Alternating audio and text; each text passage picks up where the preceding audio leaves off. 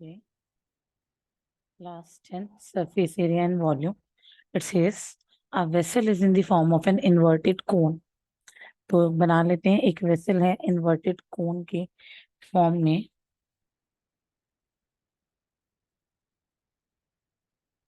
Like something like this.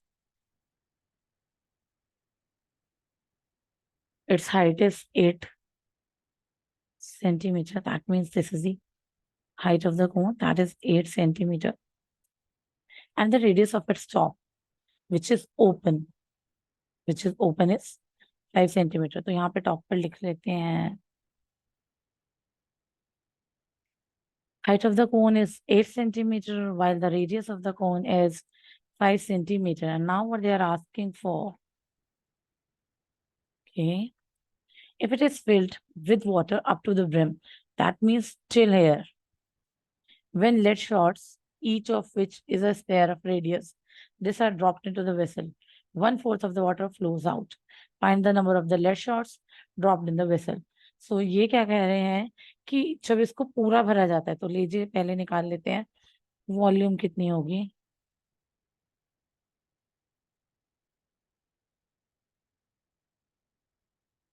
Okay, तो पूरा भरा जाता है.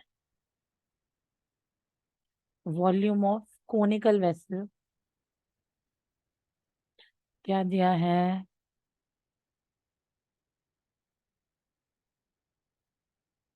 That would be 1/3 pi r square h. That means 1/3 पाई नहीं दिया है तो 22/7 ले लेते हैं.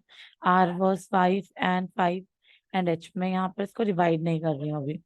अब इन्होंने कहा है कि जब उसमें 4 लेड शॉट्स डाले जाते हैं जिसमें से सबकी रेडियस कितनी है? इतनी. So radius of spherical lead shot कैसे होंगे? Spherical radius of lead shot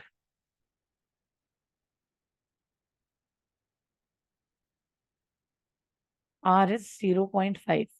So volume of one lead shot, एक लेड शॉट का वॉल्यूम कितना होगा? Volume of sphere. So for volume of sphere 4/3 pi r cube. तो यहाँ मैं इसको लिख लेती हूँ 4/3 22/7 इंटू 0.5 इंटू, और सीधे आप क्यूब लिख सकते हैं. अब उन्होंने कहा है कि जब स्फीयर में कितने lead shots, each of the sphere of radius this dropped into the vessel.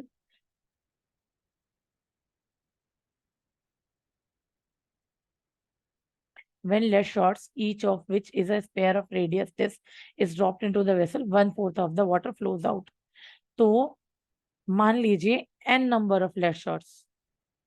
कितने? n. हमें काउंट फाइंड करना है कि कितने नंबर ऑफ लेड शॉट्स उसमें डाले जाते हैं कि टोटल वॉल्यूम का 1/4 बाहर चला जाता है. दैट मीन्स अगर मैं 1/4 ऑफ वॉल्यूम में, लीजिए इसको पहले ऐसे समझते हैं. ये मेरा एक वेसल था, ये पूरा यहाँ तक भरा हुआ था. अगर इसमें मैंने 1 kg पानी डाला तो 1 kg ही तो बाहर निकला. ठीक है, तो n number of lead shots जिसमें से हर एक का वजन कितना था? इतना. 4/3 इंटू 22/7 इंटू 0.5 का क्यूब. तो वो किसके बराबर होगा? 1/4 of the volume. Archimedes law कहता है जितना वेट पानी में डाला जाता है उतना वाटर को डिस्प्लेस कर देता है. तो ये किसके बराबर होगा? Okay, 1/4 of the total volume. 1/4 of the total volume, क्योंकि उन्होंने कहा 1/4 of the water flows out. So 1/4 of 1/3 22/7 into 5 into 5 into 8. तो सबसे पहले मैं क्या कर रही हूँ?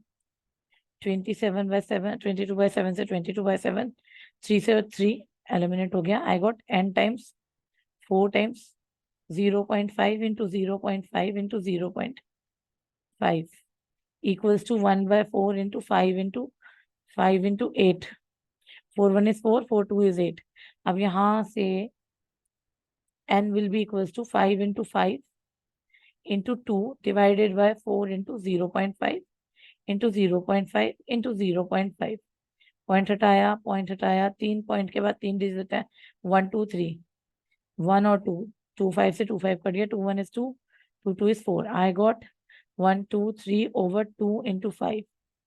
5 2 is 10, 0 0. तो number of lead shots n से रिप्रेजेंट किया है, दैट वुड बी 100. इसका मतलब 100 लेड शॉट्स अगर डाले जाते हैं, जिसमें से ईच का वॉल्यूम यहाँ पर है, each has a volume of this much, okay, तब हमारा ये रिप्लेस हो जाता है.